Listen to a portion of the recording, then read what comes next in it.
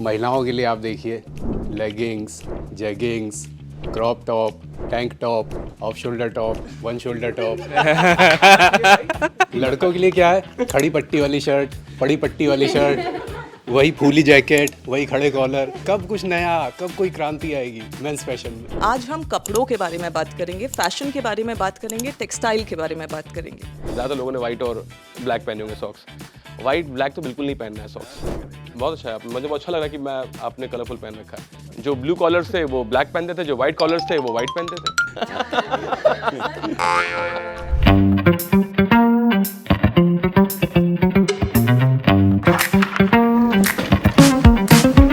Design है ये अभी बन गया है, अभी ये बन रहा है। अच्छा, एक आई के अंदर से एक धागा जा रहा है, तो जितने धागे होंगे उतनी आई होगी।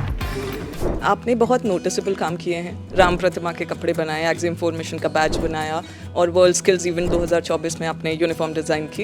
इतना बड़ा टेक्सटाइल बैंक, इतना बड़ा कल्चरल बैंक हमारे पास में है, जिसको अभी तक हम बेचारे की आंखों से देख रहे थे, पिटी फील करते थे कि बेचारा वीवर, बेचारा आर्टिजन, बट वो एक्चुअली हमारे कस्टोडियंस हैं जिन्होंने हज़ारों साल से हमारे इस देश की धरोहर को बचा के रखा। तो वही सोच लेकर मैं भगवान राम के पास गया था। जब हम अपने लिए इतनी अच्छी बातें कर रहे हैं, हम अपने लिए पूछ रहे हैं हमें क्या पहनना चाहिए, क्या होना चाहिए, जिस प्रभु में, जिस भगवान में पूरे देश की, पूरे विश्व की आस्था है, पूरे ब्रह्मांड के जो राजा जिन्हें कहते हैं, तो वो क्यों ना बेस्ट कपड़े पहने। आप तो लंबे टाइम से इस इंडस्ट्री में हैं, तो आपको क्या अभी भी ये लगता है कि एक कलर को और ड्रेसिंग सेंस को सिर्फ हमें पर्टिकुलर एक जेंडर के साथ रिलेट करके देखना चाहिए? डिजाइनिंग एक पार्ट है, इमेजिंग अलग पार्ट है। किसी भी देश का चरित्र वहाँ के पहनावे से समझ में आता है, और ख़ास तौर पर वहाँ की स्त्रियों के पहनावे से। तो इस समय मौजूदा हालात में आप हिंदुस्तान का कैरेक्टर कैसा देखते हैं? जो कुर्ता पहनना जिनको बड़ा अच्छा लगता है तो पहनिए, पहनते हैं, पहनना लेकिन पहनना चाहिए भाई।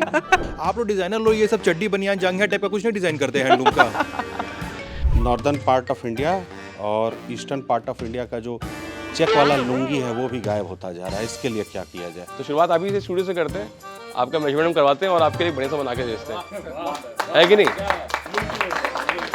और लुंगी डांस हो जाए, लुंगी डांस हो जाएगा।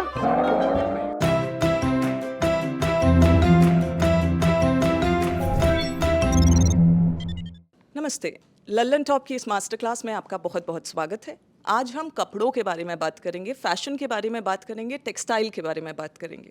लेकिन कपड़े बस वो नहीं होते जो आप किसी मॉल से या सेल से खरीदते हैं। अगर आप गौर करें तो भारत की असली खूबसूरती उसके धागों में छुपी है। कहीं कश्मीर का पश्मीना है, कहीं उत्तराखंड का पिछौड़ा, कहीं पटोला है गुजरात में, तो कहीं कांजीवरम का सिल्क। इस सब को पहचानने के लिए भारत की परंपरा जानना ज़रूरी है, लेकिन फास्ट फैशन के चलते आजकल हम इस सबको पीछे छोड़ते चले जा रहे हैं। आज हमारे न्यूज़ रूम में हमारे साथ एक ऐसे इंसान हैं जो इसी परंपरा को कूल बनाने की कोशिश कर रहे हैं। ये लखनऊ से हैं, निफ्ट में इन्होंने अपनी पढ़ाई पूरी करी, कहीं स्पेस में जाने वाले एक्सियम 4 के लिए बैच रेडी किया, तो कहीं राम प्रतिमा अयोध्या में कपड़े डिज़ाइन किए। ये इस पुरानी परंपरा को कूल बनाने की कोशिश किस तरह से कर रहे हैं, कपड़ों का, फैशन का कैसे इवोल्यूशन हो रहा है, ये आज हम मनीष त्रिपाठी जी से जानेंगे। मनीष जी, स्वागत है आपका। First of all thank you so much मुझे इस बारे में बात करने का मौका देने के लिए। एक्चुअली क्या है, फैशन जो है ना, ऑफ लेटली या जब से हमने भी जब पढ़ाई करी फैशन की, तो ना हमेशा हम एक वेस्टर्न एक्रेडिशन की तरफ देख रहे थे। एक कहते हैं ना, एक अप्रूवल ढूंढते हैं हमेशा हम कि वेस्टर्न फैशन क्या कर रहा है, क्या हो रहा है, तो हम अपने आप को मानते हैं कि हाँ वी हैव अराइव्ड, अच्छा ये ऐसा है वैसा है और all that. But Indian traditional textile जो है वो सालों से, मतलब हमारे पास हज़ारों सालों की हमारे पास तो एक टेस्टिमनी है, एक लिविंग क्राफ्ट हमारे देश में अवेलेबल है। और जब पूरा विश्व ना उस समय जब डाइंग और वीविंग सीख रहा था, जब जिस समय 17वीं सेंचुरी में यूरोपियन कंट्रीज़ इंडिगो डाई करना सीख रही थी, और वो एक्चुअली तब इंडिया को ऑलरेडी इंडिगो में और बाकी डाइंग टेक्निक्स में महारत हासिल था। और आज जब हम फैशन की बात करते हैं, जब हम आज पूरा वर्ल्ड जब फैशन के बारे में बात कर रहा है, जहाँ पे एक ग्लोबल वार्मिंग का इशू फेस कर रहे हैं, जहाँ हम सस्टेनेबिलिटी की बात कर रहे हैं, भारत उस चीज़ को 1000 साल से प्रैक्टिस करता चला रहा है। मेरा अपना टेक जो है फैशन पे वो ये है कि ऑब्जेक्टिव ऑब्वियसली आपको जो करंट ट्रेंड है उसके साथ आपको तालमेल रख के चलना है। आपको डिज़ाइन करना है जो आज की युग में डिमांड है, but while celebrating what we already have, The tradition. The tradition. तो जब मैंने अपने फील्ड में झांकने की कोशिश करी तो देखा कि इतना बड़ा टेक्सटाइल बैंक, इतना बड़ा कल्चरल बैंक हमारे पास में है, जिसको अभी तक हम बेचारे दयनीय निधि एक आंखों से देख रहे थे, एक पिटी फील करते थे कि बेचारा वीवर, बेचारा आर्टिजन, बट वो एक्चुअली हमारे कस्टोडियंस हैं जिन्होंने हज़ारों साल से हमारे इस देश की धरोहर को बचा के रखा हुआ है। और क्यों ना उनको अपने साथ जोड़कर या उनके साथ लगकर डिज़ाइंस क्रिएट किए जाएं। और जब उस तरफ एक तरीके से नज़र पड़ी और मन में वो भाव आया, आई थिंक ग्रेजुअली धीमे धीमे करते करते आई थिंक डिज़ाइनिंग करना और आसान हो गया। ठीक है, शुरू से समझने की कोशिश करते हैं। आपने 12th कौन से सब्जेक्ट्स के साथ किया? ओके, 12th तो मैंने कॉमर्स से किया था। कॉमर्स के बाद अचानक मेन इन फैशन बहुत ट्रेडिशनली अलग चीज़ है, तो ये आपने कैसे सोचा कि मुझे फैशन डिज़ाइनिंग करनी है? देखिए एक्चुअली क्या है डिज़ाइनिंग का, क्योंकि बेसिकली मैं कैरिकेचर करता हूँ, I am a caricature artist, I do it for my personal space.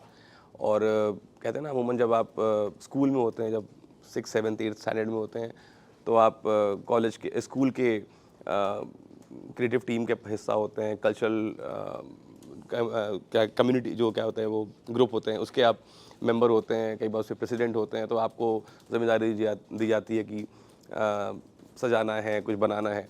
तो तब तक वहाँ तक लिमिट था। और जब धीमे धीमे करते करते थोड़ा और 11th 12th में पहुँचे, तो ऑब्वियसली स्कूल के टीचर्स ने बोला कि एक कॉलेज है दिल्ली में निफ्ट, वहाँ तुम्हें जाना चाहिए। तो निफ्ट के बारे में पता किया, तो प्रयास किया, और गॉड हैज़ बीन काइंड कि उस समय अच्छी रैंक मिली, 14th rank all over India था, तो निफ्ट दिल्ली मिल गया। तो सुनता था कि NIFT Delhi one of the best है, निफ्ट सारे अच्छे हैं, मतलब NIFT Delhi is again the pioneer. तो लगा कि यहाँ पढ़ने का मौका मिलेगा, तो जो वहाँ पढ़ने के लिए आ गया। तो पहले क्या था, स्कूल में तो बहुत लगता था कि मैं अपने क्लास में शायद अकेला था, अपने जूनियर सेक्शन में, या अकेला था कि हाँ जो बहुत क्रिएटिव लगता था मुझे, बहुत क्रिएटिव हूँ। बट जब वहाँ पे आया तो लगा कि तो सभी क्रिएटिव हैं जो एक साथ पूरे बैच में बैठे हैं, तो इनमें कैसे अलग करना है। तो बस वहाँ से शुरुआत हुई, और उस खोज, वही मैं कह रहा हूँ, उस खोज को अपनी खोज करते करते शायद अभी इस रास्ते पे आया हूँ। तो ये प्रोसेस समझाइए सर एक बार शुरू से, कि कपड़ा खरीदने से किसी के ऊपर चढ़ने तक क्या प्रोसेस होता है, हाउ डू यू डिज़ाइन? देखिए डिज़ाइन करने के लिए पीछे सबसे पहले जो मेरा जो ऑब्जेक्टिव है, इफ आई देयर 2 एस्पेक्ट्स।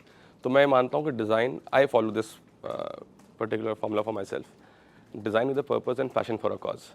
सो जब भी हम डिज़ाइन करते हैं, डिज़ाइन इसका मतलब ये नहीं कि हमने डिज़ाइन किया और मेरे मन में आया मैंने बना दिया। तो design has to have some purpose जो आपके लिए कुछ तो सॉल्व कर रही है, चाहे वो आपकी एस्थेटिक्स के लेवल पे हो, चाहे वो किसी फंक्शनैलिटी के पर्पस पे हो, के लेवल पे हो, बट वो कुछ तो कुछ सॉल्व कर रही है। अब आप तो जैसे हमारे पास क्लाइंट्स आते हैं जो अलग अलग वेरियस फील्ड्स के हैं, तो उनका प्रोफेशन क्या है, उनका आई वुड से ओकेजन कौन सा है, उनकी पर्सनालिटी कैसी है। ज़रूरी नहीं कि अगर कोई जैकेट बना हुआ है वो एक्स पर्सन पे अच्छा लग रहा है तो वो वाई पे भी अच्छा लगेगा। हर आदमी का अपना इंडिविजुअल स्टाइल स्टेटमेंट है और हर पर्सनालिटी यूनिक है, तो मैं इसको ज़रूर ध्यान में रखता हूँ। दूसरा क्या है कि जो आप फैब्रिक पहनते हैं, जो आप फैब्रिक चूज़ करते हैं उस सेम डिज़ाइन पे, वो भी बहुत मैटर करता है। सेम आउटफिट, अगर आपने कपड़ा गलत ले लिया या आपने फैब्रिक गलत चूज़ किया तो it will convey a different language. So I mean वो बहुत इंपॉर्टेंट है। तो पहला जो है उनकी पर्सनालिटी को रीड करना, दूसरा उनके प्रोफेशन को रीड करना, तीसरा उनका ओकेजन रीड करना। उसके बाद ये तय करना कि उनको कॉस्मेटिक्स कैसा चाहिए, cosmetic in terms of colour क्या होना चाहिए, उसका लुक एंड फील क्या होना चाहिए। तो that is something then we go by on those lines कि depending on those 3 parameters then we pick up fabric. इनको हमें कैसा फैब्रिक देना है, कैसा कलर देना है, कॉम्प्लेक्शन कैसा है उनका, उनकी बॉडी टाइप कैसी है। सो वो डिपेंड करता है, फिर उस पर कट डिसाइड करते हैं कि इनका लेंथ क्या रखनी है, इनका शोल्डर्स कैसे रखने हैं। मनीष, हमने ये भी जाना रिसर्च के दौरान कि आपने बुनकरों के साथ बहुत लोकल लेवल पर काम किया है, उसके एक्सपीरियंस कैसे रहे? देखिए जैसे मैंने बताया कि जब जिस दौरान इंडिया हैंडलूम ब्रांड कमेटी के साथ काम करने का मौका मिला तो तमाम क्लस्टर्स में और जगहों पे गए, और पहली बार निफ्ट के दौरान ही एक हम लोगों ने क्राफ्ट क्लस्टर का एक मॉड्यूल होता है तो मैं बाग मध्य प्रदेश में एक प्यारी सी जगह है, तो वहाँ जाके काम करने का मौका मिला। और तो जाना कि मतलब वो जो एक कहते हैं ना जो एक एक्सपीरियंस था वो एकदम हार्ट टचिंग था। और वो मैं समझता हूँ कि एज अ स्टूडेंट, उस समय एक स्टूडेंट था और पहली बार मैंने वहीं से फिर फैब्रिक भी लिया और स्टूडेंट रहते रहते कुछ कलेक्शन बना के, तब उस समय ये ज़माना इंस्टाग्राम और फेसबुक का नहीं था, ये 2006-07 की बात कर रहा हूँ। और तब हमने उसको अपने छोटे लेवल पे छोटे छोटे एग्जीबिशंस लगाकर और फेट में लगाकर और वो इन्जॉय किया कि हम भी डिज़ाइन कर रहे हैं कुछ अच्छा, इसका एक्सेप्टेंस भी मिल रहा है। दूसरी बात जो मुझे उसके बाद जब ये कोविड का समय आया, तो तब तक उसके बाद जर्नी शुरू हो गई और आप तमाम सेलिब्रिटीज़ के लिए और आप तमाम ऑर्गेनाइजेशंस के लिए डिज़ाइन कर रहे थे and you were enjoying the fame and money everything. But जब 2020 में कोविड का समय आया, उस समय दुनिया के लिए बहुत बुरा समय था, बट फॉर्चुनेटली मुझे मौका मिला कि मैं लगभग 80-85 विलेजेस में गया और मैंने एक मुहिम शुरू करी शहर से गांव तक। उसके थ्रू मैं ग्रामीण महिलाओं से मिला, तो इस समय सारे जो स्किल्ड लेबर्स थे वो सब लोग मेट्रो से वापस अपने अपने गांव पहुंच चुके थे। तो हमने एक मुहिम का नाम दिया शहर से गांव तक कि they are all back to their villages. जब मैं उस दौरान काम करने गया तो मुझे लगा कि डिज़ाइन सिर्फ और सिर्फ एस्थेटिक्स तो है ही जो पर्पस सॉल्व करती है, बट जब उसको फैशन में कन्वर्ट करते हैं वो कॉज भी एक फुलफिल करती है कि जहाँ पे आप लोगों को रोज़गार दे सकते हैं और एक रोज़गार का एक बड़ा ज़रिया बन सकते हैं और आपकी डिज़ाइन और आपका जो ये क्रिएशन है ये कई घर चला सकता है।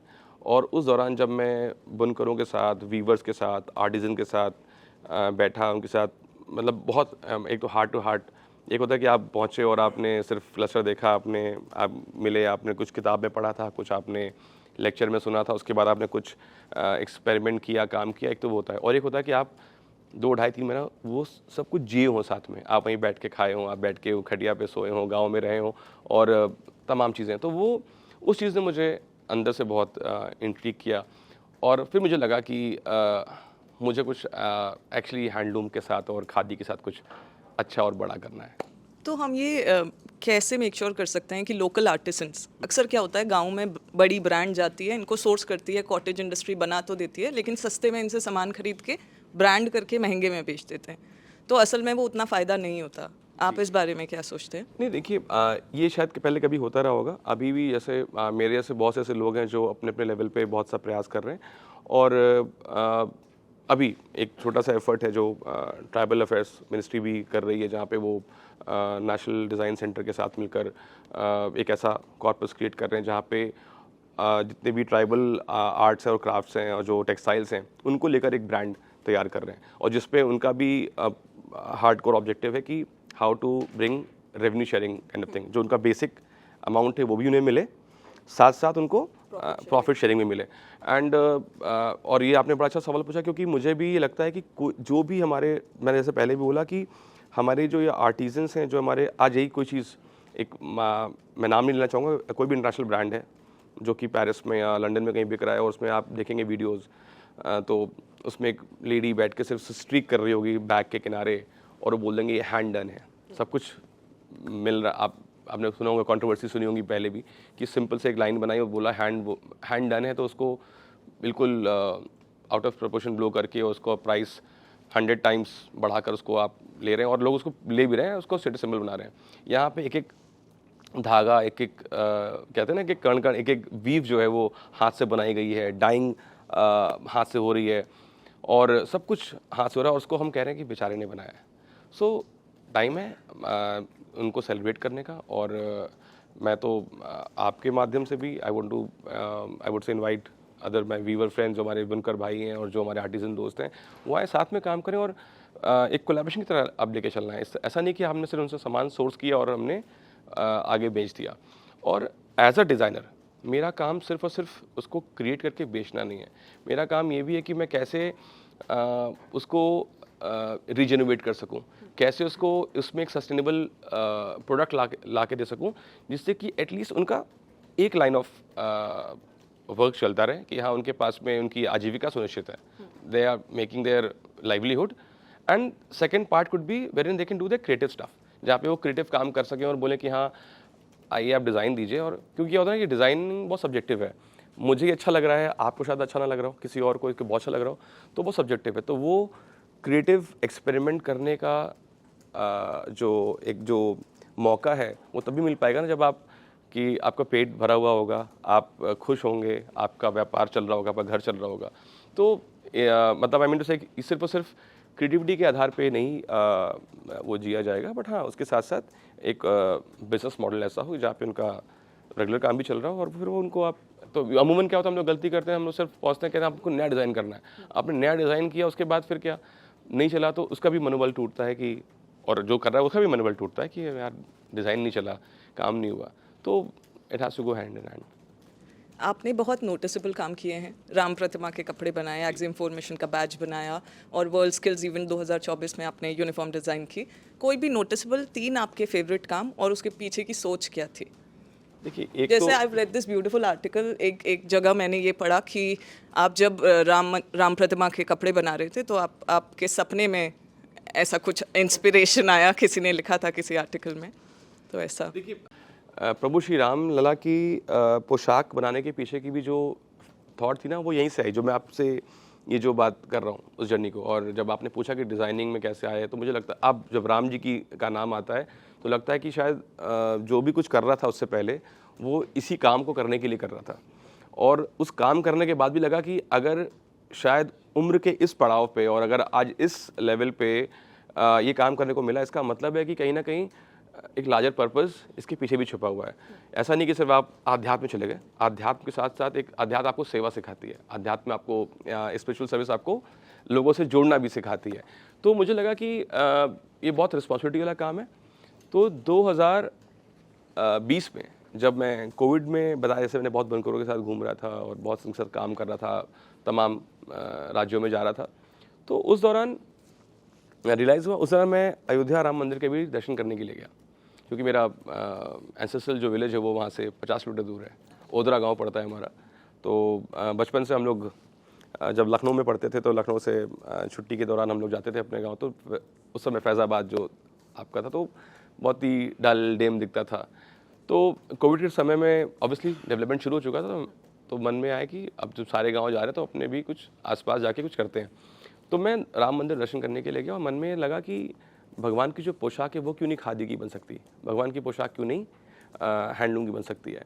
तो उसके बाद चूँकि हैंडलूम्स में और सब में थोड़ा बहुत काम कर रहे थे और जो भी तो यूपी खादी को हमने अप्रोच किया और थ्रू दैट माननीय मुख्यमंत्री उत्तर प्रदेश जी का आशीर्वाद प्राप्त हुआ और हमें पहली बार 2021 में बसंत पंचमी के मौके पे खादी की पोशाक भगवान रामलला को पहनाई जो टेंट में होते थे उनके लिए।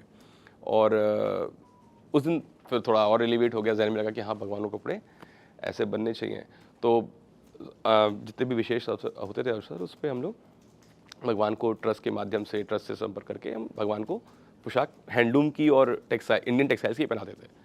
और जब भव्य राम मंदिर बनने का मौका आया और लगा कि अब भगवान की पोशाक बनेगी, तो जैसे हम और आपके मन में भाव विचार रहे होंगे कि भगवान कैसे दिखेंगे, कैसे सजेंगे, तो मुझे भी तो किसी ने मूर्ति देखी नहीं थी।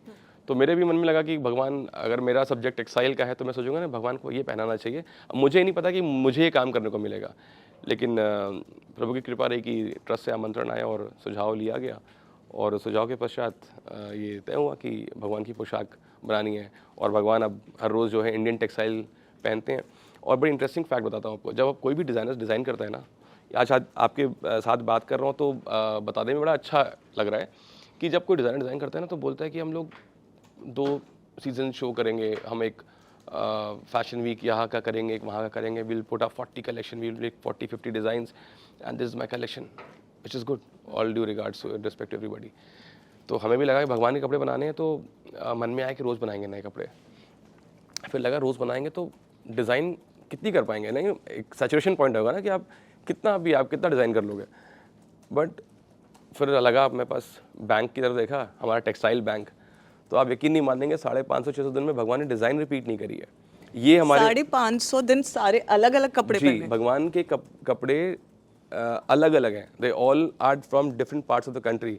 और शायद आज आपके थ्रू ललन टॉप के थ्रू आई वुड से कि लोगों को पता लगना चाहिए कि जो भगवान पोशाक पहनते हैं वो एक या एक से अधिक राज्य की होती है। अगर भगवान की धोती जो है वो फॉर एग्जांपल कर्नाटक सिल्क की है तो उनकी पटुका जो होती है वो एरी सिल्क असम की होती है। अगर भगवान का आज पटुका महेश्वरी सिल्क की है तो उस पर जो रंगाई है वो बंदेज की होगी जो कि राजस्थान की है। अगर आज भगवान की का कपड़ा जो है वो फॉर एग्जांपल बनारस सिल्क का है तो उस पर जो छपाई या रंगाई है वो अजरक कच्छ की होगी। तो भगवान हर एक उनके चरणों के थ्रू, मतलब मैं आपसे बात कर रहा हूँ as an expert master class में कि मुझे बड़ा पता है, मुझे बहुत जानता हूँ, बट शायद वो सेवा करने के बाद मुझे लगा कि मुझे कुछ भी नहीं आता है और मैंने बहुत कुछ जाना, बहुत कुछ सीखा, तो अभी भी सीख रहा हूँ। और मतलब वो एक तो मुझे लगा कि अब ये करने के बाद लग रहा है कि हाँ the story has to be actually been told from the perspective of Indian culture, कि जो हमारे कस्टोडियंस हैं, जो हमारे ये आर्टिजन जिन्होंने इस देश की धरोहर को, आज ये लिविंग आर्काइव है ना, ये तो आप संबलपुरी उठा लीजिए उड़ीसा की, आप चाहे नबाकोटी उठा लीजिए उड़ीसा की, आपको उस पर दिखेंगे, आप वर्ली आर्ट मुंबई की उठा लीजिए, आप कांजीवरम उठा लीजिए, आप धर्मावरम की साइड उठा लीजिए, आप कलमकारी ले लीजिए आंध्र तेलंगाना की, चाहे आप कोई भी आप टेक्सटाइल लीजिए, इन सब के पीछे आपको एक बहुत सुंदर सी कहानी, बहुत सुंदर सी एक प्रेरणा और एक तरीके की प्रेयर है ये चली आ रही है। एंड आई थिंक मतलब ये अलग ही एक्सपीरियंस मेरे लिए है और इसी एक्सपीरियंस को मैं अब आगे लोगों से बांटना चाहता तो हूँ। ये टोटल कितने डिजाइन्स ऑलरेडी बन चुके हैं, मतलब कितना मैं कहता हूँ, कोटा हर है रोज हमारे बनते हैं पास? नए। एंड आप कंटिन्यूसली इसे करते जा रहे जी हैं? हाँ। वाह, ये एक चीज़ जो आपने कहीं डिस्क्लोज नहीं करी है, इस पूरे प्रोसेस का बजट क्या रहा है? बजट अब मैं आज भी नहीं बता सकते? नहीं बता सकता। ठीक है। और एक्सियम 4 का आपने जो बैच बनाया उसके पीछे की क्या इंस्पिरेशन रही?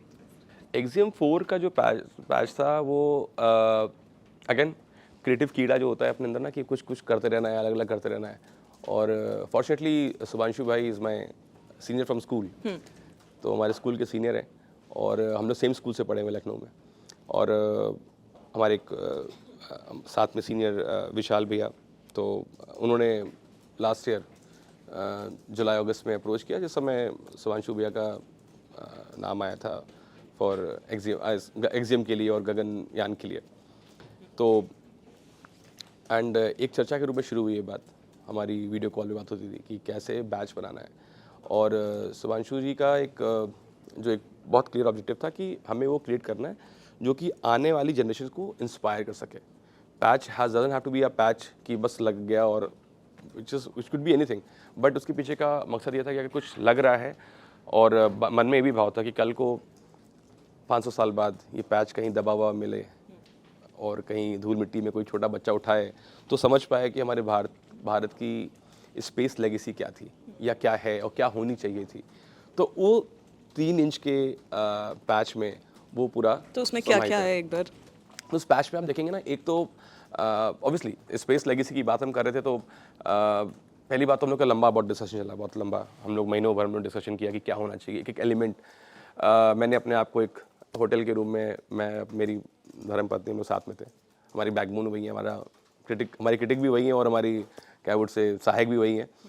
तो उन्होंने जो है, हम लोग बैठे, हमने कहा ऐसा करते हैं ना, अगर हम ये जो मॉडर्न टेक्निक है, क्योंकि आपने पूछा कि पैच बनाना है तो आज AI with all it is for your help, but मैंने कहा ये ना आपको कुछ बना के तो दे ही देगा और आप परोस सकते हो, बट ये नहीं करना था। हमने कहा हमें कोरल ड्रॉ, फोटोशॉप कुछ नहीं यूज़ करना है।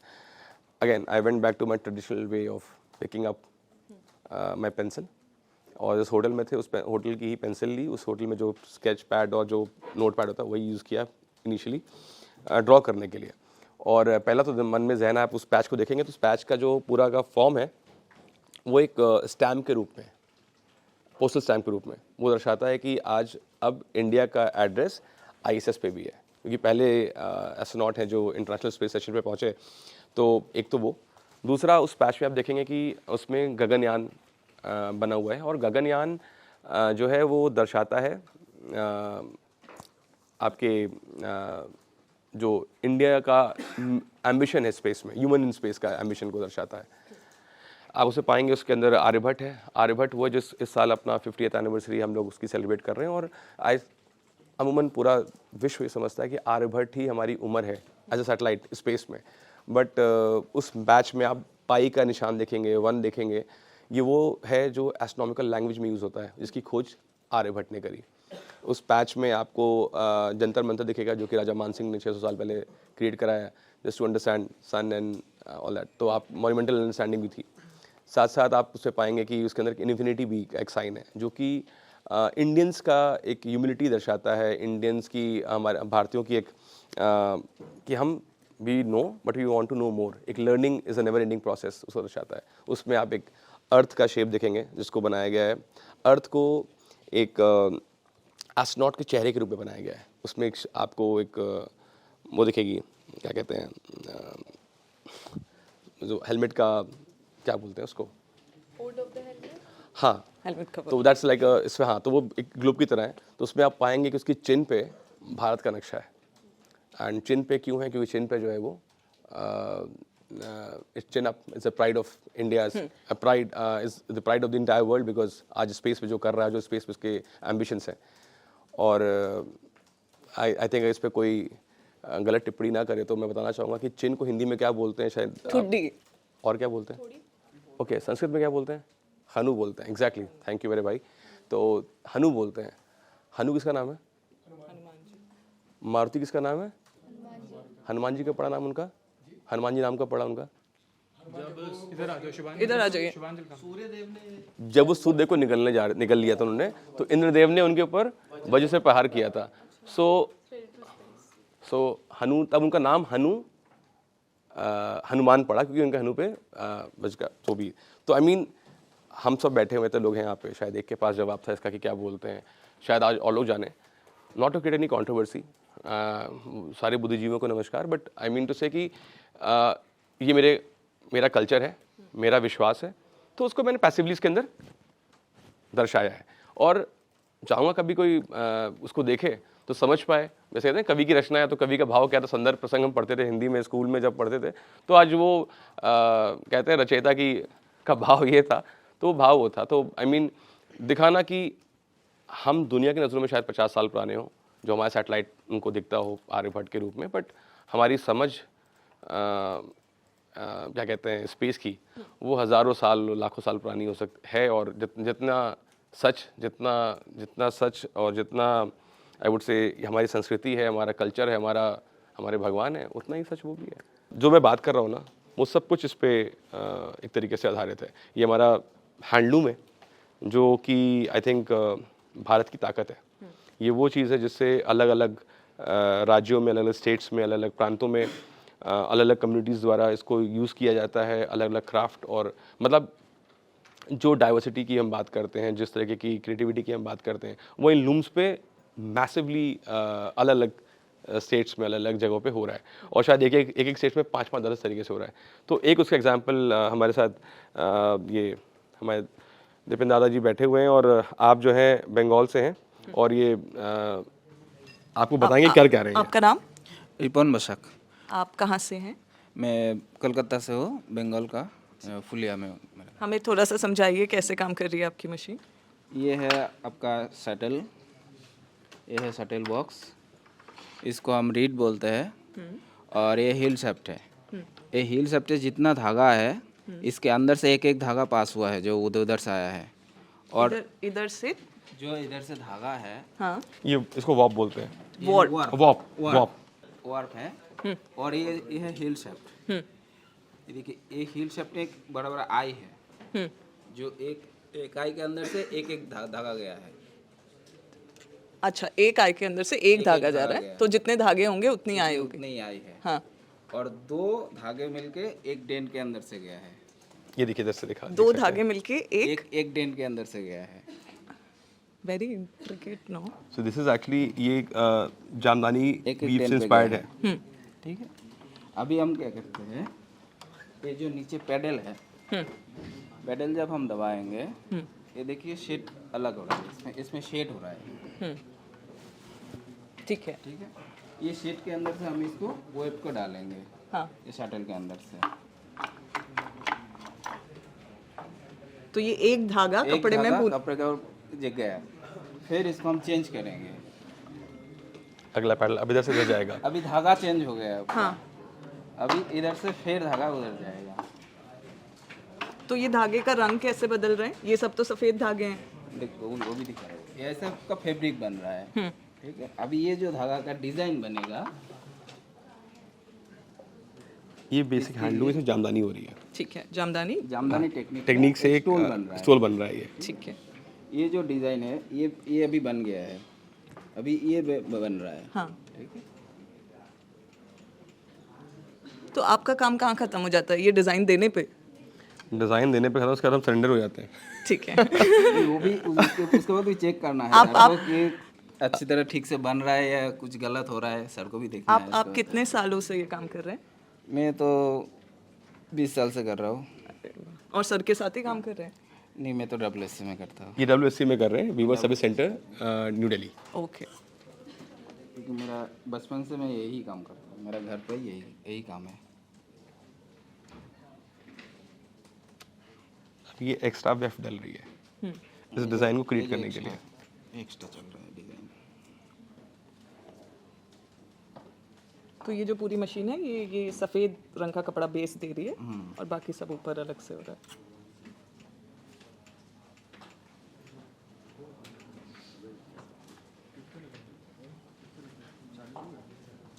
तो एक ग्राफ पे कितने ये स्ट्रैंड्स को छोड़कर ये करना है, इस पे ग्राफ पे करा हुआ है। सबसे मुश्किल क्या होता होगा आर्ट फॉर्म में? पेंटिंग, वीविंग, कुछ भी? सबकी अपनी अपनी अलग नॉवेल्टी है, सबकी अपनी अलग अलग इंट्रिकेसीज हैं। और अगर हम बात करें बट द टफेस्ट, मतलब बहुत मुश्किल है जो करना। वीव है पाटन पटोला की, पाटन पटोला बनाना बड़ा मुश्किल है। उसमें तो डाइंग के दौरान ये तय हो जाता है कि वीव में डिज़ाइन कौन सा आने वाला है। तो जब वो वीव होता है तो अपने आप ऑटोमेटिक डिज़ाइन होता है। तो अभी इसके लिए कुछ मशीन्स नहीं आई हैं? डिज़ाइन दे दिया। देखिए वही ना कि बहुत सी इमिटेशंस हो रही हैं, चीज़ें कर रही हैं, उन्हीं की चीज़ों को तो उसी को तो बचाना है, उसी को तो बचाना है। क्योंकि हमारे जो ये जो चीज़ें हैं, दीज आर ऑल, ये सारी एक प्रेयर्स की तरह है। मतलब ऐसा नहीं कि वो सिर्फ बन जाता है, वो भी सोचिए ना कि एक डाइंग के लेवल पे तय हो जाता है कि डिज़ाइन क्या होने वाला है वीव करने पे।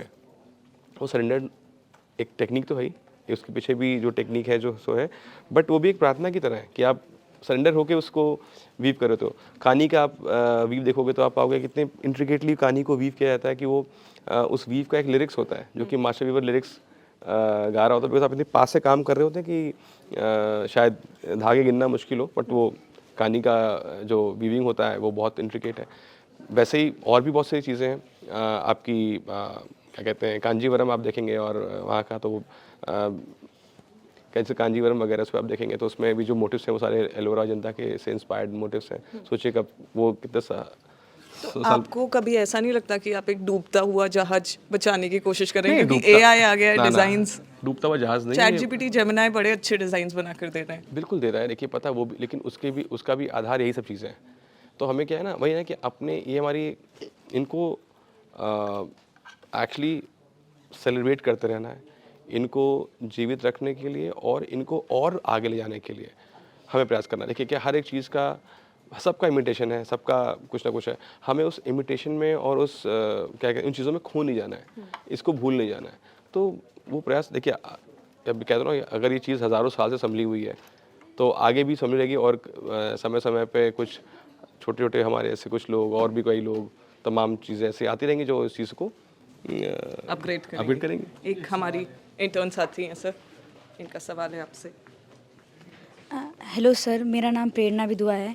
इस मशीन को देख के थोड़ा सा इतिहास याद आ गया कि हम जब से अभी तक देखते आ रहे हैं हर चीज़, मतलब ऐसे नहीं होता कि हर डिफरेंट कपड़े में अलग अलग चीज़ें, सिमिलैरिटी नहीं होती हैं, सेम भी होती है, लेकिन साड़ी में अभी तक हमें पॉकेट नहीं दिखा है। कुछ इसमें कुछ इतिहास है क्या? नहीं, बहुत कुछ नहीं, ऐसा कुछ नहीं है। देखिए साड़ी ड्रेप की तरह है ना, क्योंकि साड़ी तो एक ऐसा अटायर है जो एक लॉन्ग पीस ऑफ क्लॉथ है जिसको आप ड्रेप करते हैं, और ड्रेपिंग में हर साइज़ पे उसकी पोजीशनिंग अलग अलग हो जाती है। एक वो ऐसा साइज, एक ऐसा वो अटायर है जो कि यूनिवर्सली किसी भी बॉडी टाइप पे फिट हो जाता है। वो ब्यूटी साड़ी की है, वो और किसी क्रिएशन की नहीं है। साड़ी एक इकलौता ऐसा एक अटायर है जिसको आप पाएंगे कि वो किसी भी बॉडी टाइप पे किसी भी साइज़ की कोई लेडी हो, महिला हो, लड़की हो, उस पे वो सेट हो जाता है। तो पॉकेट शायद दे पाना मुश्किल हो, बट हाँ हो सकता है इन फ्यूचर अगर लोग कर रहे हैं क्योंकि ना, वुमेन बहुत- बोलती हैं कि थोड़ा लोग कर रहे हैं ना, बहुत से ऐसे डिजाइनर्स हैं जो ready to wear saris create कर रहे हैं और विद पॉकेट्स बना रहे हैं, और आज से नहीं बहुत सालों से हो रहा है, वो बना रहे हैं। Thank you sir. इंडिया की इतनी बड़ी पॉपुलेशन है और ऐसा नहीं है कि सब लोग, क्योंकि हैंडलूम और ये महंगा होता है एंड राइटली सो, बिकॉज उसमें वो एफर्ट जाता है, हर कोई वो चीज़ अफोर्ड नहीं कर सकता पहनना, और सबको अच्छा फील करना है, सबको कॉन्फिडेंट फील करना है। वहाँ आता है फास्ट फैशन, जिसने इंडिया में आप जानते हैं किस तरह वो स्टोर्स आ चुके हैं फास्ट फैशन के। एट द सेम टाइम हम वो कूड़े का ढेर देखते हैं जो फास्ट फैशन इस दुनिया में क्रिएट कर रहा है। बिल्कुल। तो फास्ट फैशन कंज्यूम कैसे ना करें, और ना करें तो क्या ये करें, पहली बात तो मतलब नैरेटिव में बदल देता हूँ कि हैंडलूम महंगा नहीं है, हैंडलूम महंगा नहीं है। मतलब देखिए आप देखिए क्या है हैंडलूम, ये तो ब्यूटी है कि हैंडलूम इंडियन ट्रेडिशनल टेक्सटाइल वो टेक्सटाइल है जो कि आप if will go back in date 200 साल पहले पीछे ले जाओ, तो अगर इंडिगो का एक कपड़ा डाई किया हुआ कपड़ा अगर एक एम्परर पहन रहा है ना, एक राजा पहन रहा है, तो वो फार्मर भी पहन रहा है। आज भी महंगा नहीं है। आपको लगता है कि बाग प्रिंट बहुत महंगा है, कपड़ा बहुत महंगा नहीं है, आप डायरेक्टली लो ना वीवर से। और जो ब्रांड बना रहा है वो ऑब्वियसली वो अपने ब्रांडिंग की और अपने जो भी है वो एप्लीकेशन का प्राइस लेगा, बट आई मीन टू से महंगा नहीं है। ये नैरेटिव तो पहली बात तो हमें बदलना है कि हाँ उस हैंडलूम में अलग अलग टेक्सटाइल्स हैं, जैसे कुछ ऐसे टेक्सटाइल बहुत ही एक्सक्लूसिव हैं, बहुत ही एक्सक्लूसिव हैं, जैसे पाटन पटोला है, पैटनी है, आपकी पश्मीना है, कानी है, ये महंगे हैं नो डाउट, बट ऐसा नहीं है कि सस्ते या affordable, rather value for money. Accessibility कम है, और शायद उस तरीके से मैंने कहा हमने उनको उस तरीके से एक जो कॉलोनियल मानसिकता बीच में आई ना, जिसने हमें ये भूलने पे मजबूर कर दिया कि हम नहीं, हमारे पास कुछ नहीं है, हमारे पास कुछ अच्छा है ही नहीं, जो कुछ अच्छा आ रहा है वो बाहर से आ रहा है, जो कुछ अच्छा हो रहा है वो बाहर ही हो रहा है, हम कुछ नहीं जानते हैं। आई थिंक उसी नैरेटिव को चेंज करने की ज़रूरत है। हाय मनीष, मेरा नाम मानस है और मैं आपसे पूछना चाहता हूँ कि आपने इंडियन आर्मी की कॉम्बैट यूनिफॉर्म भी डिज़ाइन की है जी, न्यू दिल्ली के साथ मिलकर, तो आर्मी की ओर से आपको क्या ब्रीफ मिला था कि क्या चाहिए? क्योंकि कई बार हम देखते हैं ना कि जब वो 100 किलोमीटर की रन और 40 किलोमीटर का वो पिट्ठू लेके जब भागते हैं, कई बार वो स्किन को पील ऑफ कर देती है यूनिफॉर्म उनकी, तो आपको क्या ब्रीफ मिला था? मुझे आप जैकेट पहन कर आ पाए आज। हाँ। तो बेसिकली क्या है कि जब इंडियन आर्मी की कॉम्बैट यूनिफॉर्म डिज़ाइन हो रही थी, तो वो डायरेक्ट ब्रीफ जो है वो इंडियन आर्मी के थ्रू निफ्ट के पास आया था, और निफ्ट के साथ हम मिलकर सैम्पलिंग और डिज़ाइन कर रहे थे। तो एक सबसे पहला उस पर डिज़ाइन का एस्पेक्ट था जहाँ पे वो डिसेप्टिव प्रिंट को क्रिएट किया गया था। दूसरा क्या था कि वो कॉम्बैट का था, इसमें एक्सेसिबिलिटी चाहिए थी। दो चीज़ें थी उसमें जो मैंने जिस पे जो काम किया, वो ये पहली थी कि कॉम्बैट में आपको मूवमेंट चाहिए, एक्सेसिबिलिटी। पहले जो शर्ट बनी थी वो it has to have enough space कि आपका पूरा आर्म फ्री हो सके, कीपिंग यू इंटैक्ट। एक तो वो, तो उसके पैटर्न पे काम करना था कि कैसे उसके जो आर्म होल हैं और वो ईजी हो for you to move your hands, and full accessibility आपकी हो जितनी आपकी हैंड में हो सकती है, नंबर 1। नंबर 2, एक बहुत ही इंपॉर्टेंट पार्ट है, वो है जो मैंने पर्सनली ऑब्जर्व किया, वो था उसके बटन्स, फास्टनिंग। अब क्या होता है कि मेरे आपसे कॉम्बैट हो गया, मेरे से गन छूट गई और मेरे से चीज़ें अलग हो गई, तो अब मुझे अगर आपसे कॉम्बैट करना है, और यूजुअली क्या होता है इस जो यूनिफॉर्म होती है उसमें आपके वेपन्स, आपकी चीज़ें उस यूनिफॉर्म में होती हैं, बट अगर मैंने आपसे कॉम्बैट हुआ और मैंने आपका शर्ट आपको अगर मैंने उतार दिया, आई मीन जैसे झड़प में मेरा बटन टूट गया और शर्ट उतर गई, तो मैं निहत्था हो गया। तो सबसे बड़ी चीज़ थी जो उसकी बटन लगी हुई है ना, जो बटन उसके डिज़ाइन हुए हैं, वो बहुत इंपॉर्टेंट है। तो वो they secure that strength that combat में वो टूटे नहीं। नमस्कार सर, मैं आदित्य। सर इसको देख के मुझे एक चीज़ याद आई, जैसे डिज़ाइनर लोग जो होते हैं वो तो फेमस हो जाते हैं, लेकिन पीछे के लोग जो इतनी मेहनत करते हैं वो गुमनाम हो जाते हैं सर, उनका नाम नहीं आता है कहीं, बहुत लोग नहीं पहचानते। तो आप उसके लिए क्या कर रहे हैं? तो मैं इसीलिए तो इनके साथ में आया हूँ।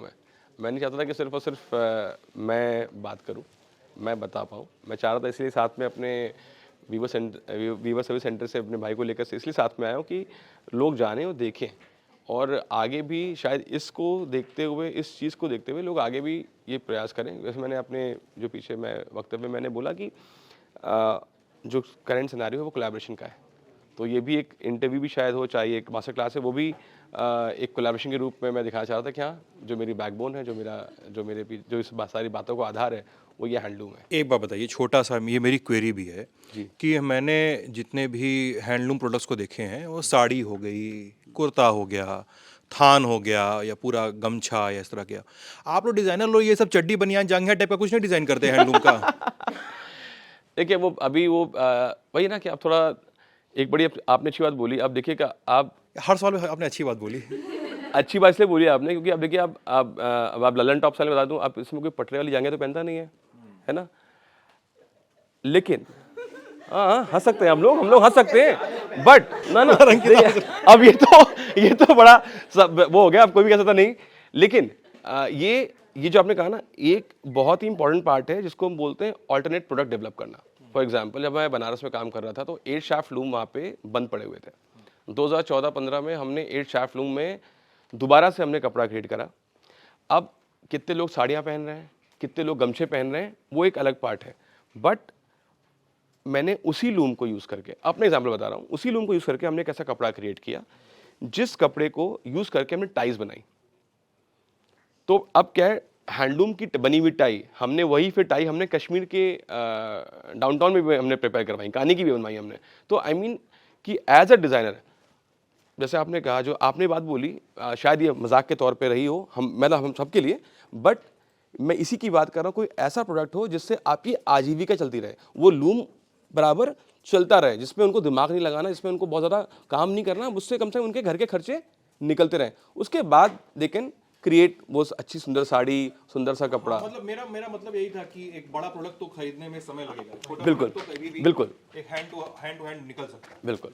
तो ये ऑल्टरनेट प्रोडक्ट पे हम लोग ऑलरेडी काम कर रहे हैं। मैंने कहा हम लोग टाई डेवलप कर रहे थे बनारस में, हम लोग कर रहे हैं ऑलरेडी, अभी भी कर रहे हैं। धर्मावरम में हम लोग अभी सोवेनियर्स क्रिएट किया हम लोगों ने खेलो इंडिया के लिए, जो कि लगातार बन रहा है। तो आई मीन उस तरह के एक्सरसाइज हम लोग अपने लेवल पे हम कर रहे हैं। जैसे सर अभी बात कर रहे थे वो पटरा वाली और जांघिया की बात कर रहे थे, तो उसी तरह एक हमारे पापा लोग पहले पहना करते थे, पापा या बाबा वगैरह तहमद पहना करते थे। तहमद गायब हो गया एकदम, और उसमें मेरा हमेशा ये सवाल रहता था कि यार वो हमेशा चेक वाला ही क्यों होता, ब्लू और ग्रीन 2 ही शेड्स में आता था। और एक बाबा हमारे पहनते थे, एक बंडी पहनते थे, उसमें यहाँ पे जेब होती थी, हलवाई वाली। तो हाँ, तो वो सब अब कहाँ गायब हो गई हैं, और क्या हम लोग उनको थोड़ा सा रिफाइन करके नए ज़माने को इंट्रोड्यूस कर सकते हैं। आपको मैं कुछ फोटो शेयर करता हूँ।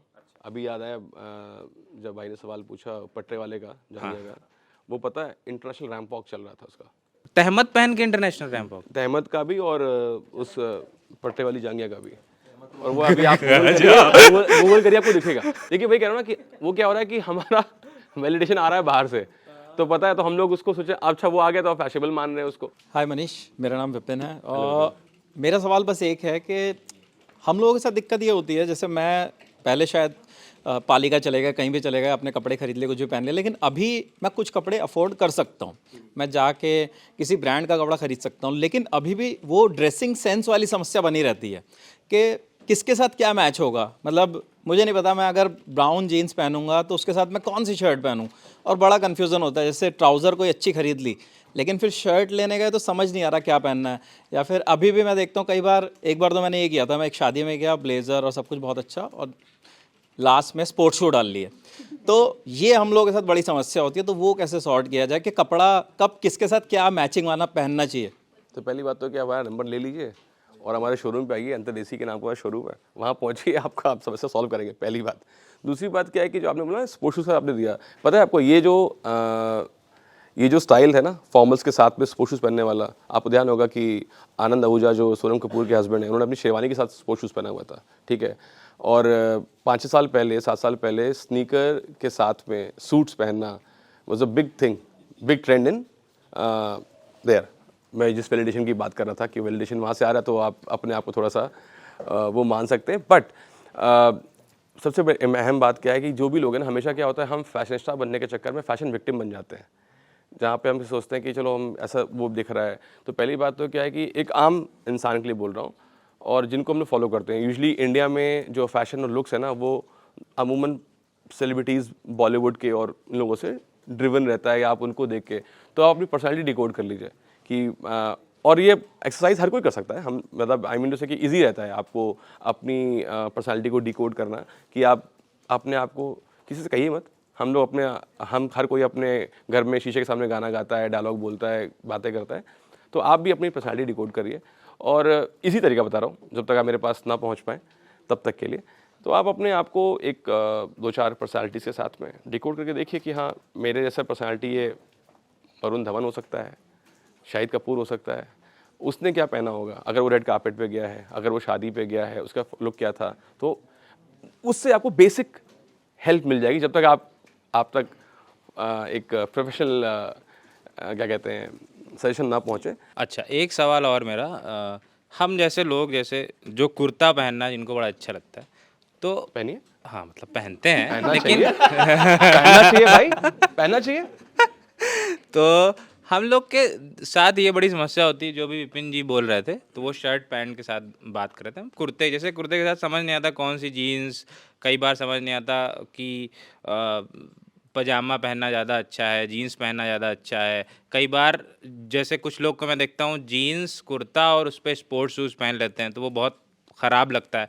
ठंड में खासकर ये बड़ी समस्या होती है कि आप कुर्ता पहने और उसके ऊपर फिर जीन्स पहने, फिर नीचे शूज़ बड़े अच्छे, मतलब वो मज़ा नहीं आता वैसा देख के। अगर वो चप्पल पहने आप ना तब ज़्यादा अच्छा लगता है। तो ठंड की जो समस्या है ये ज़रा दूर करिए। देखिए जैसे हर एक चीज़ का एक तरीका बना हुआ है। जैसे आप खाना खाते हैं ना तो पता ना उसके साथ पॉसिबल कॉम्बिनेशन क्या क्या है, दाल चावल है ना बेसिक सा, तो वैसे ही आपका कुर्ता पजामा है क्या, ठीक है। तो आप उसके साथ डेनिम क्लब करते हैं ना, तो अब डेनिम आप क्लब कर रहे हैं तो फुटवेयर आप अगर आपने गलत कर लिया, ठीक है ना, तो फिर आप लगे कि क्या बोलते हैं वो कौन सा होता है सर जो क्षेत्रीय छात्र नेता जो बन जाते हैं, युवा नेता, तो वो बनने की ज़रूरत नहीं है अननेसेसरीली, ठीक है। मैंने अभी पहले भी बोला क्योंकि हमने फैशन विक्टिम बनने से बचना है। तो अगर आपने कुर्ता पहनने का शौक है, कुर्ता पहनिए, नो डाउट, डेनिम शर्ट पहनिए, एक अच्छा आज मतलब इट्स वेरी एक्सेप्टेबल लुक है, बट शूज़ फिर उसमें स्पोर्ट्स शूज़ मत पहनिए।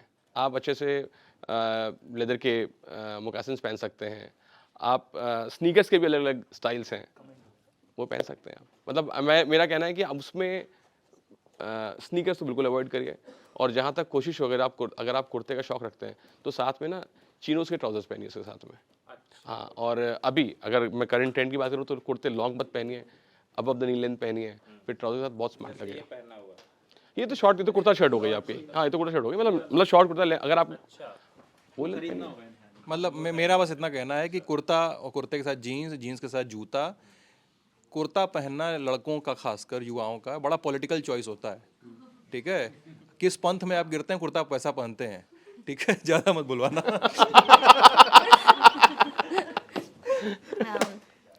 हेलो, मेरा नाम सुप्रिया है। मैं अभी बहुत देर से सारी कन्वर्सेशन सुन रही थी। मेरे 2 सवाल हैं। पहला सवाल ये कि क्या कलर को और ड्रेसिंग सेंस को सिर्फ एक जेंडर से रिलेट करके देखना चाहिए, क्योंकि मैंने खुद बहुत सारी लड़कियों को देखा है, इवन मैं खुद अपनी भी बात बताती हूँ कि कई बार ड्रेसिंग सेंस ना, हम जब मेट्रो में ट्रैवल करते हैं और फीमेल कोच में स्पेशली ट्रैवल करते हैं, तब मुझे समझ में आता है कि ओह, फैशन में ये भी चल रहा है, इसके साथ ये कॉम्बिनेशन नेक्स्ट टाइम मैं भी ट्राई करूँगी तो अच्छा लगेगा। और मैंने ऐसे बहुत सारे अपने मेल दोस्तों को भी देखा जिनका ड्रेसिंग सेंस वाकई में इतना अच्छा होता है कि वो मुझे भी सजेस्ट करते हैं कि इसके साथ ये नहीं, ये वाइट के साथ ना तुम्हें ये कलर पहनना चाहिए। तो आप तो लंबे टाइम से इस इंडस्ट्री में हैं, तो आपको क्या अभी भी ये लगता है कि एक कलर को और ड्रेसिंग सेंस को सिर्फ हमें पर्टिकुलर एक जेंडर के साथ रिलेट करके देखना चाहिए? नहीं, बिल्कुल नहीं। मतलब आप जो बात बोल रहे हैं कि जो आपने मेट्रो का एग्जाम्पल दिया, आपने दोस्तों का एग्जाम्पल दिया, इन्हीं आधार पर जो वर्ल्ड की बड़ी फैशन फोरकास्टिंग कंपनी है WGSN, प्रोमोस्टील, ये सब रीड करके फैशन ट्रेंड को डिकोड करते हैं, फैशन ट्रेंड को लिखते हैं, जिसको जो ब्रांड्स हैं वो उसको डिकोड करके उसको पढ़ के अपने कलेक्शंस को निकालते हैं। तो जो आपको बता पा रहा है ना, इसका माने कि थोड़ा सा वो फैशन फॉरवर्ड व्यक्ति है। डिज़ाइनिंग एक पार्ट है, इमेजिंग अलग पार्ट है। डिज़ाइनिंग मैंने डिज़ाइन कर दिया जैकेट, बट मैं ये जैकेट या ये पॉकेट स्क्वायर या ये बटन, ये एक डिज़ाइनिंग का एस्पेक्ट है, बट ये क्या मुझे इस ट्राउज़र के साथ पहनना था या मुझे इसके साथ नहीं पहनना था, या मेरे पे अच्छा लगेगा या नहीं लगेगा, ये इमेजिंग का पार्ट है। ये this is very very very very personal. तो आई थिंक जो व्यक्ति अगर आपके आसपास ऐसा है तो उसको आप संभाल के रखिए, अगर कोई आपको ऐसा सेशन दे पा रहा है तो। मेरा सवाल इंडियन टेक्सटाइल सेक्टर को लेकर है पूरे, कि हम अभी भी उसमें कहाँ लैग कर रहे हैं, कि हमारी जो नेबरिंग कंट्रीज़ है, स्पेशली हमसे कुछ छोटी कंट्रीज़ हैं, वो उस पर ज़्यादा बेटर कर रही हैं in terms of export and all this. देखिए, इस सवाल का जवाब शायद मेरे पास सही जवाब नहीं होगा, बिकॉज मैं नंबर्स में मेरे पास नंबर नहीं है, बट स्वाभाविक है। आई थिंक उस पर भी जितना मैं I think normally as a in the trade जो सुनता रहता हूँ और जान रहा हूँ इतना कि उस पर बहुत सारा काम हो रहा है already in terms of obviously जैसे आप बांग्लादेश की बात आप शायद कर रहे हो, श्रीलंका की बात कर रहे हो, जहाँ से काम वियतनाम है आपका, जो वियतनाम पे काम हो रहा है। आई थिंक थोड़ा लेबर वहाँ पे सस्ता है और हमारे यहाँ पे लेबर शायद एक इशू हो सकता है, but I think in a way is good for the people who are जो उसमें इस ट्रेड में जिनकी आई थिंक जो न्यूनतम उनकी आय है वो सुनिश्चित की हुई है, तो वहाँ पे शायद वो चीज़ें काफ़ी चीप है, इसलिए इम्पैक्ट है। But I think government is have lot of scheme, they are planning a lot on that कि जहाँ पे वो इस पे काम कर रहे हैं कि हम लोग अपना एक्सपोर्ट को और बढ़ा सके। I think is growing and is growing massively. Sir इसको पॉकेट स्क्वायर मनीष भाई क्यों बोलते हैं? वो कहीं से स्क्वायर तो है नहीं। पूरा स्क्वायर है देखिए। अच्छा, लेकिन तो लगाते कहाँ है? देखिए अब इसको भी डालने के बड़े तरीके हैं। हाँ, अब थोड़ा मैं यहाँ पे कैजुअल माहौल में तुमने ऐसे लगा लिया है, इसको फोल्ड कर सकते हैं, 5-7 तरीके हैं इसको लगाने के। तो मैंने तो ये पॉकेट स्क्वायर ऐसे रहा, तो हमने लगाया इसको बस ऐसे कि जैसे कि ये लगे थोड़ा कैजुअल सा लगे, बस जैसे रख लें चल जाएगा ना हम लोगों का, क्योंकि हम लोगों का तो मेरा वाला क्या है कि वो छुपम छुपाई खेलने लगता है, हम रख के निकलते हैं इसीलिए फिर पता चलता है पॉकेट के अंदर किसी कोने में बैठा हुआ है, तो बाहर नहीं निकल रहा है। तो ये वो आप फिर आप फास्ट फैशन के विक्टिम हैं। आपने सही साइज का पॉकेट स्क्वायर नहीं लिया होगा। अगर आपका सही साइज का पॉकेट स्क्वायर होगा तो अगर वो 12 बाय 12 इंच का है और आपने उसको प्रॉपर फोल्ड कर लिया है तो पॉकेट नीचे नहीं जाएगा वो। अच्छा अच्छा, इसी पे आ रहे थे कि इंडियन कल्चर को बहुत कलर से रिलेट किया जाता है, बहुत चटकीला कल्चर है, बहुत वाइब्रेंट कल्चर है। हम सब यहाँ बैठे हुए हैं, खास करके जितने लड़के हैं सब सॉलिड कलर्स पहने हुए हैं, रंग ही गायब हो गया हम लोगों के कपड़ों से। और ये है पिछले 10 साल में इंटरनेशनल ब्रांड के एंट्री के बाद इस देश से लड़कों के कम से कम कपड़ों से रंग तो गायब होता जा रहा है। लल्लन टॉप में भले हमारे एंकर्स या कुछ लोग एक्सपेरिमेंट कर रहे हैं, पर हमें लड़कों के कपड़ों में नहीं दिखते। जैसे आपने भी जो डाला हुआ है, आप फैशन इंडस्ट्री से आते हैं, आप सबसे ज़्यादा आउटरेजियस कपड़ा पहन सकते हैं, हम कुछ नहीं बोलेंगे क्योंकि हमें लगेगा नहीं आप फैशन इंडस्ट्री से आते हैं, हो सकता है आप ट्रेंड बना रहे हो इसको, पर आप भी बहुत सॉलिड कलर और ऐसे कलर पहन के आए हैं जो एकदम आंखों को ना चुभ रहा है ना अटेंशन सीख कर रहा है। ये एक्चुअली मेरा पर्सनल स्टाइल है। मैंने आज ही पहना कि मैंने कैशमेयर पहना हुआ है, ये आपके कश्मीर से है, तो मैंने इसलिए इसका जैकेट पहना हुआ है क्योंकि मुझे ये पहनना था। ये हमारा अपना बनाया हुआ चिंट्स का प्रिंट है, उसका पॉकेट स्क्वायर लगा रखा है। ये देखिए फैशन में क्या पहनना है वो बड़ा पर्सनल है, नंबर 2 एक। नंबर दूसरा क्या है कि जो आपने बड़ी अच्छी बात बोली कि वो एक्चुअली जो इंटरनेशनल ब्रांड्स रहे हैं उनकी समझ, मैं जैसे अभी कहा ना कि 17th सेंचुरी में यूरोपियन कंट्रीज़ हमसे डाई किए हुए कपड़े हमसे मंगा रही थी, कॉटन हम यहाँ से एक्सपोर्ट कर रहे थे। जिस समय टर्मरिक और इंडिगो यूज़ करके हम कलर्स बना रहे थे ना, उनको तो कलर की समझ ही नहीं थी ना। आज वही लोग फैशन के गुरु बने बैठे हैं, वही लोग आज फैशन को डिक्टेट कर रहे हैं, वही लोग ब्रांड्स की लैंग्वेज डिक्टेट कर रहे हैं। स्वाभाविक है कि जब वो ब्रांड्स यहाँ पे इंटरवीन करते हैं इस मार्केट में, तो वो अपने एस्थेटिक्स के हिसाब से, अपनी सोच के हिसाब से अपने कलेक्शंस को डेवलप करेंगे।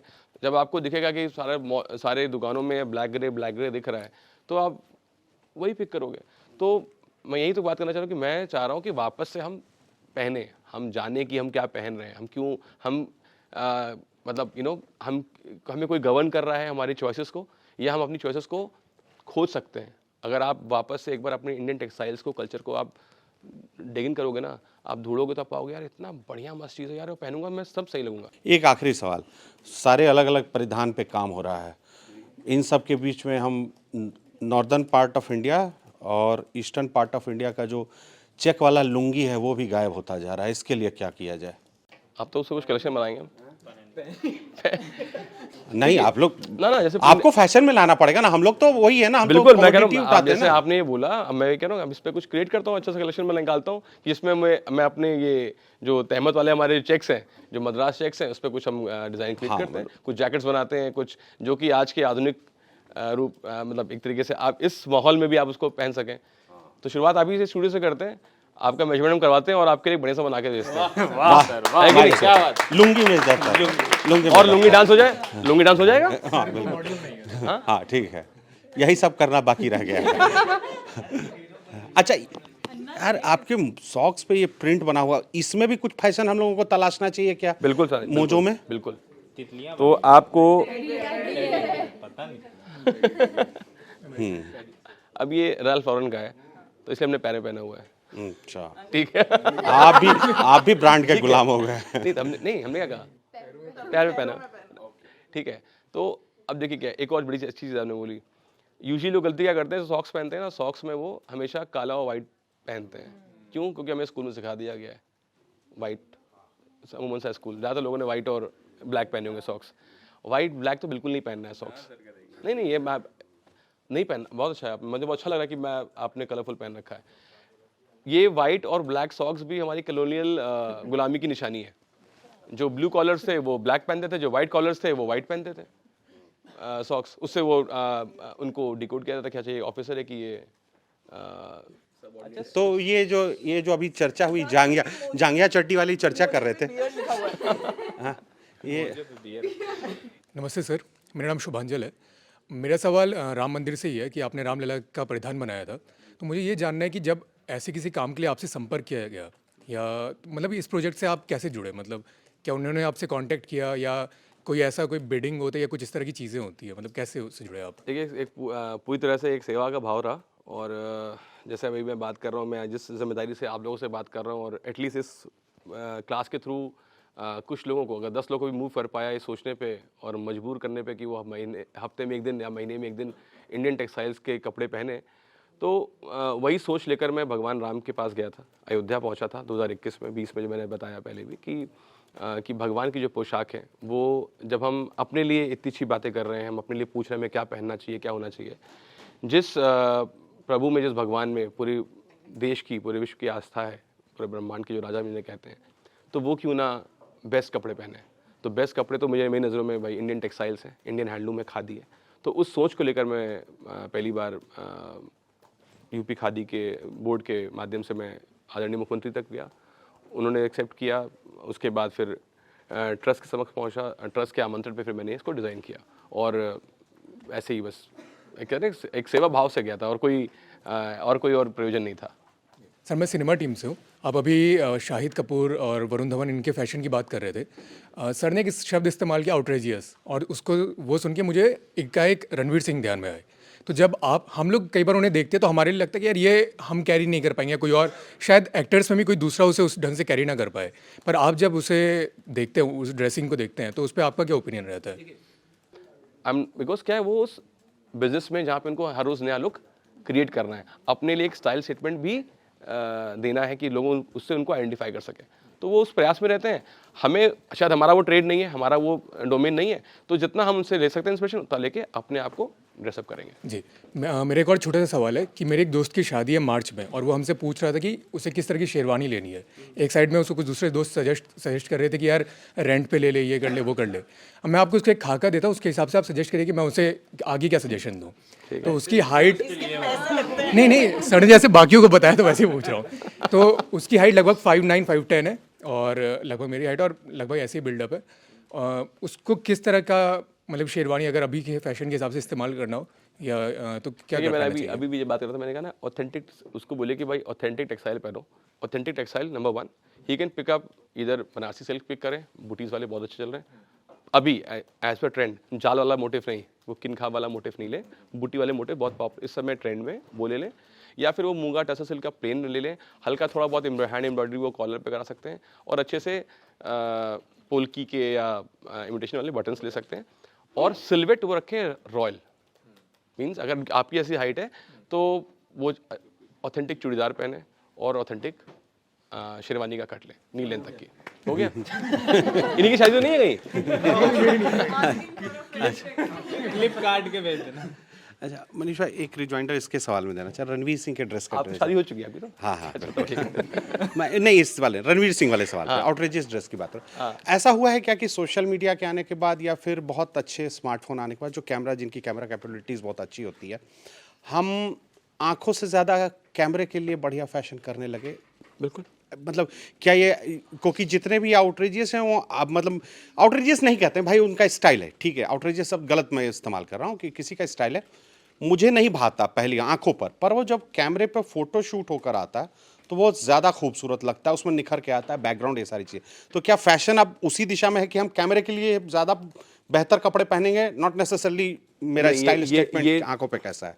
ये एक्चुअली बड़ा इंटरेस्टिंग सवाल आपने पूछा, क्योंकि ये ना बड़ा प्यारा शिफ्ट मैं देख रहा हूँ, क्योंकि मैं स्टोर पे रोज़ 2 4 5 क्लाइंट से रूबरू होता हूँ, जिनके साथ बात करता हूँ। लोगों को पता है ऑथेंटिक की तरफ मांग रहे हैं। ऐसा नहीं है कि मैं बेच रहा हूँ या मैं मेरे पास रखा है या बता रहा हूँ इसलिए बोल रहा हूँ, बट लोगों में शिफ्ट आया है जहाँ पे लोग सच में जेन्युइन और ऑथेंटिक कैरी करना चाहते हैं, नंबर 1। नंबर दूसरा, एक मास है जो कि कैमरा ड्रिवन है, फोटो ड्रिवन है, और आदमी सोचता है घुसते ही पहले फोटो खींच के उसको अपलोड करता है, स्टोरी डालता है, रील बनाता है कि हम यहाँ पे हैं, हमने ये पहना हुआ है। बट फिर भी एक बहुत बड़ा शिफ्ट है जहाँ पे लोग कंफर्ट और लुक को चूज़ कर रहे हैं, बशर्ते सिर्फ और सिर्फ लेंस पे क्या दिखने वाला है। बट हाँ, अभी की डेट में नेसेसिटी है कि आप जैसे कहीं पहुँचते हैं तो आप किसी इवेंट में गए तो आप पहले से अच्छा बैकड्रॉप ढूंढते हैं, यहाँ पे खड़े होकर एक फ़ोटो खिंचा लेते हैं, इसको पोस्ट करेंगे। तो वो एक तरीके की वो भी नेसेसिटी बन चुकी है। बट मैं नहीं समझता कि जो एक, मैं अगर हाई फैशन की बात करूँ, जो एक लेवल का, एक स्तर का क्लाइंट है, वो अभी भी उसको जेन्युइन और ऑथेंटिक कपड़े चाहिए जो उसकी पर्सनालिटी को डिफाइन करते हो, ना कि ये कि वो सिर्फ और सिर्फ कैमरे पे क्या लगने वाला है। If I have answered your question. किसी भी देश का चरित्र वहाँ के पहनावे से समझ में आता है, और ख़ास तौर पर वहाँ की स्त्रियों के पहनावे से। आप गल्फ़ में देखिए तो वहाँ पर स्त्रियाँ जो हैं वो किस तरह के कपड़े पहनती हैं, और वहीं आप अमेरिका में देखिए तो वहाँ कैसे कपड़े पहने जाते हैं। तो वो उससे कैरेक्टर भी पता लगता है कि इस देश के लोगों की सोच क्या है। तो इस समय मौजूदा हालात में आप हिंदुस्तान का कैरेक्टर कैसा देखते हैं? हम कहाँ स्टैंड कर रहे हैं इस वक्त? एक बहुत बड़ा शिफ्ट हुआ है, आप देखोगे कि स्पेशली वुमेन अब ट्रेडिशनल आउटफिट्स पहनना पसंद करते हैं कई सारे ओकेजन्स पे। हाँ, अब जहाँ पे आप जिस रूप में आप जहाँ काम कर रहे हैं, अपने वर्क करते हो, ऑब्वियसली आपको चाहिए कि जो कि आपके लिए इजी हो और आसान हो, आप ड्रेसअप हो जाते हैं। तो मैं समझता हूँ कि अभी at present Indian fashion is actually being governed by traditional outfits more than what it used to be 10 years back.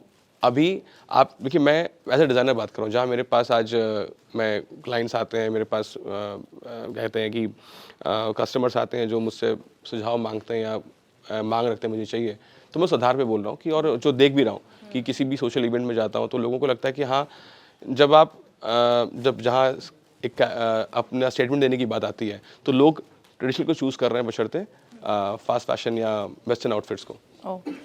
Sir, एक छोटा सा और सवाल है, उसके बाद हमारी साथी कनिष्का पूछेगी। पॉलिटिशियंस के फैशन के साथ क्या ऑफ है? मतलब क्यों सब एक जैसे ही कपड़े पहन रहे हैं? कहीं आप जैसे डिज़ाइनर की शायद ज़रूरत है सर, क्यों ऐसा हो रहा है कि सबको या तो कुर्ता या बंद गला, कुछ और नहीं है क्या हमारे पास एक्सप्लोर? आप देखिए बहुत से आपके हिसाब से कौन है सबसे स्टाइलिश और फैशनेबल पॉलिटिशियन?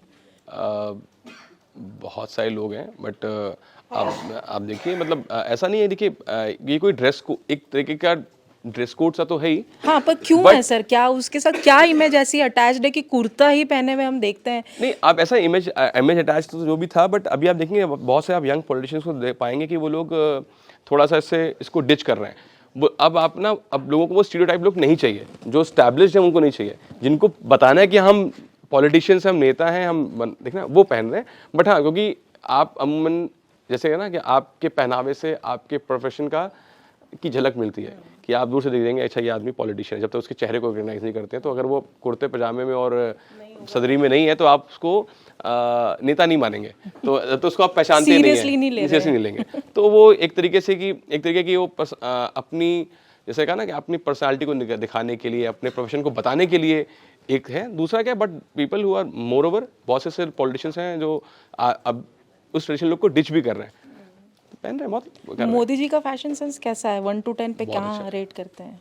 बहुत अच्छा है, मतलब मैं समझता हूँ कि ये बियॉन्ड डिबेट है, बट बहुत ज़रूरी कि कोई भी हमारे देश को जो रिप्रेजेंट कर रहा हो उसका प्रिक एंड फाइन दिखना बहुत ज़रूरी है।